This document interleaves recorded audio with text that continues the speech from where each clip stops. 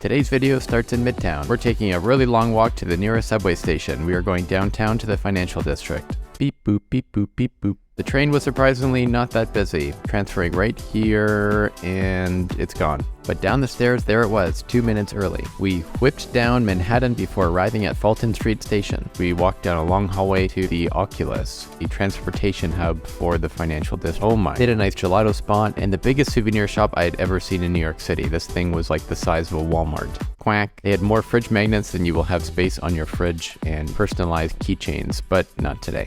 Back to the Oculus, to the back of the ribcage, we are going to One World Trade Center. Up the escalator, and we had made it outside to the fresh air, looking up at North America's tallest tower, if you don't include this one. Directly next door is the 9/11 Memorial. This place is quite somber, but is also extremely beautiful. As you can see, the Oculus and One World Trade is all directly in the same area. And a lot of these guys. Who are you looking at? Beside the memorial is the Sphere, the largest bronze statue of modern times. Originally between the two towers, as you can see, it got quite damaged in the attacks and has now become a sign of resilience. I'd recommend seeing the memorial, but it's definitely not easy to be around. Leaving the memorial, we find Zuccotti Park, base camp of the Occupy Wall Street movement. But now there's a hat stand, and I definitely didn't buy one myself. Just a few steps away is Trinity Church Wall Street, frequented by many historical figures, including one of the founding fathers, Alexander Hamilton, who is now buried here. He's also on the $10 bill, thank you Mr. Signpost. I reached for my wallet to confirm, but my 10 was gone.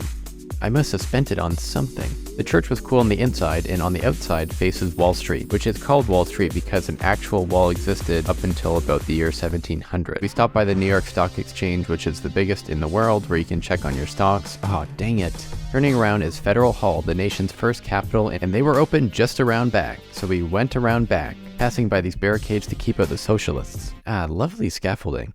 Okay, here we are. Stepping inside, there's a museum on America's early years as a young country. This room was my favorite, which at one time held 70% of the federal government's money, locked away with these monster doors, that today were completely open and the gold was just sitting there. They also had the stone that George Washington stood on during his inauguration. And here he is. Wow, looking great, Georgie. Is that keto?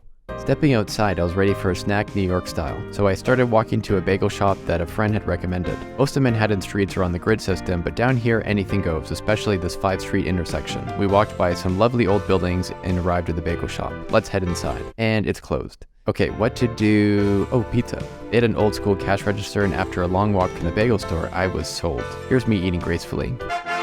Oh yeah, pretty good. Continuing our walk through Fidei, it was cooling down as we approached the waterfront, but we still have a couple stops left. Arriving at the bowling green is the Charging Bull.